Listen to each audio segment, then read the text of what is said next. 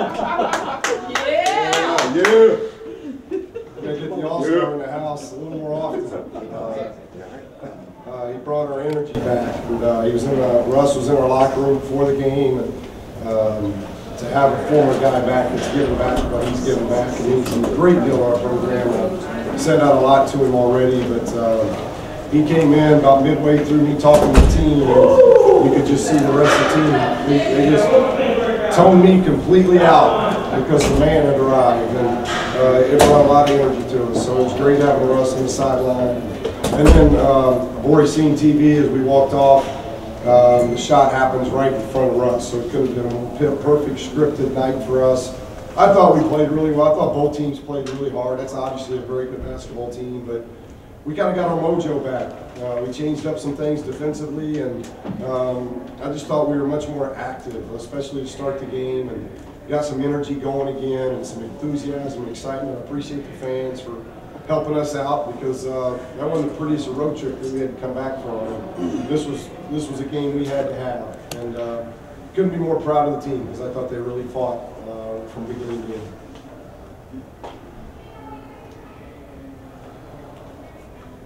Coach, talk about the play of the energized play of Tony Parker. Well, that's what we got to have, and that's why I told him right there at the end of the game in the locker room. I said, Tony, we're a different team, and you've got to see, isn't that more fun? It's more fun to work hard. It's more fun to have fun, to play with enthusiasm and excitement. I think that's what was missing in our game at Pullman. And we had some tough breaks against Washington. We had that game. We had to make some big shots to stay in it. But it was the energy that we didn't have in Pullman, and the enthusiasm. And we got that back tonight.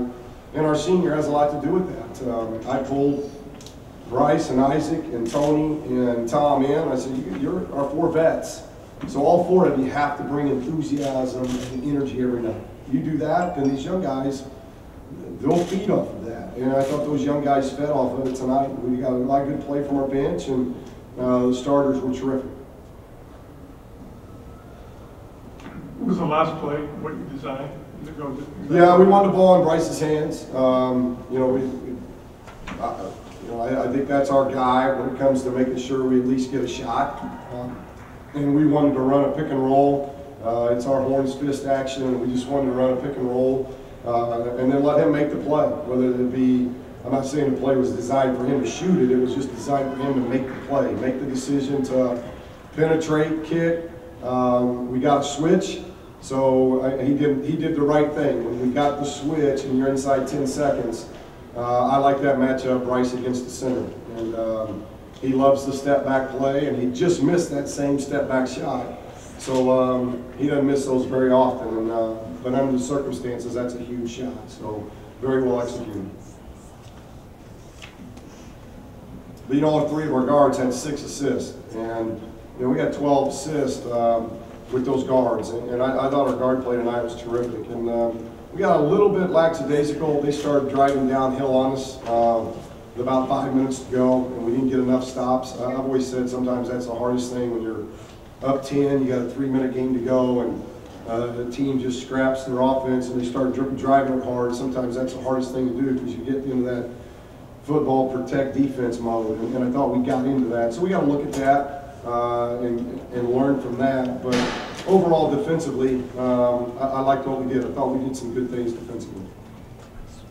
One of those guards, Aaron, where does that first half that he had rank up for Well, it was huge for us, because Isaac got a little bit of foul trouble when he turned an ankle. So he left, and I just thought, I thought, and he did it a long period of time there, I think probably the first 12 minutes without a break.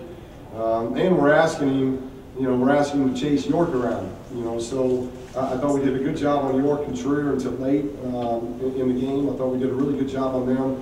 We let the paint get away from us a little bit in the second half, but I thought the play of Aaron was huge for us. I thought he played much more poised. He made good decisions. He took good shots. His stat line's terrific. He rebounded the ball. He took care of the ball. He got steals.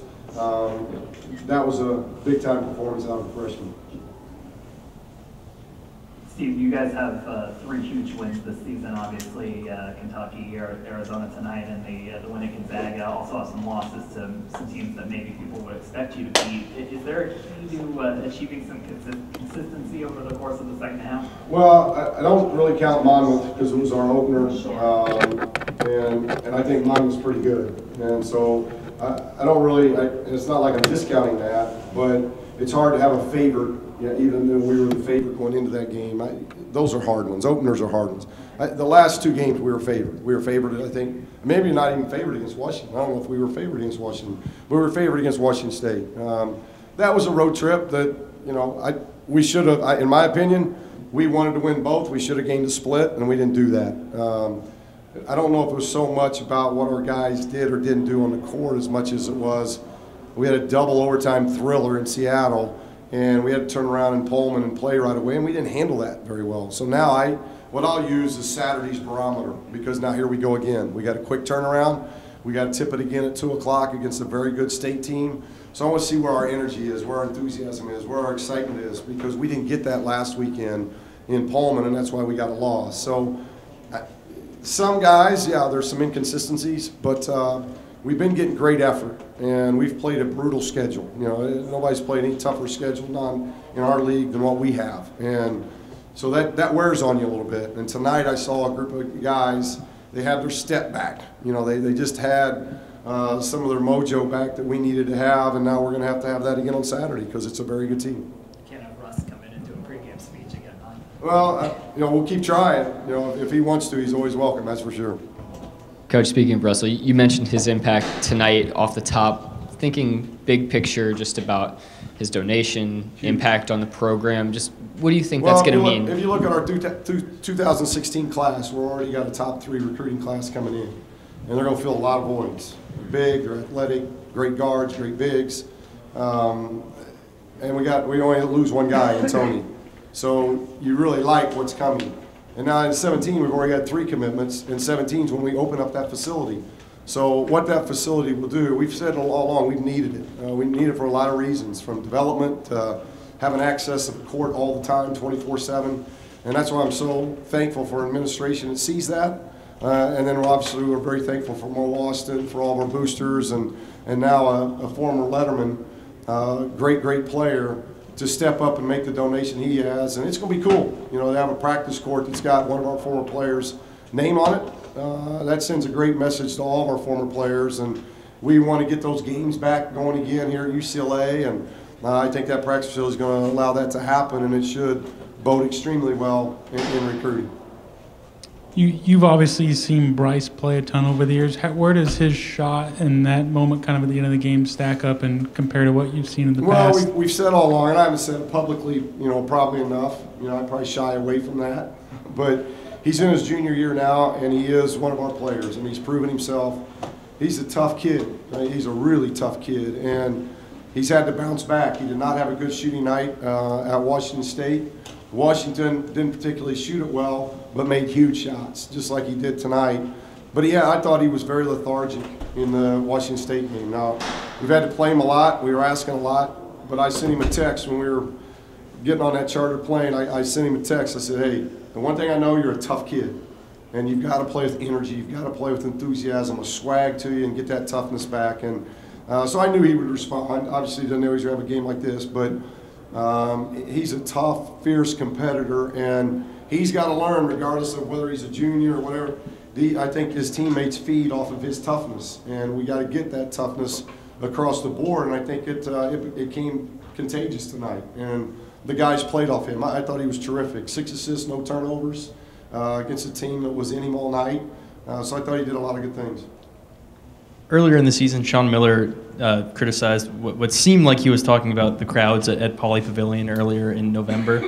Did you use that as motivation at all? And does this any extra getting the win here with a full crowd?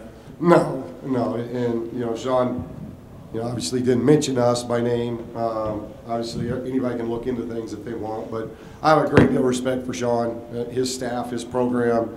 That's an elite program.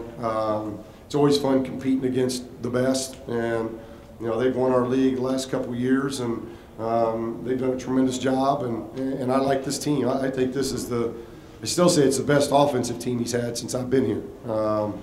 You know, the last couple of years they've been incredible defensively, but they're hard to guard. And but I loved our fans tonight. I thought our fans were terrific. And you know, you're coming off we were lethargic, beyond lethargic at Pullman, and that's disheartening. And we challenged our guys. Trust me, that was an interesting locker room. We challenged our guys because I don't want to get beat, not swinging, not fighting, not playing with enthusiasm. And we did that at Washington State. And so for our fans to respond the way they responded tonight, I really appreciate it because it meant a lot to our guys. It gave our guys some energy tonight.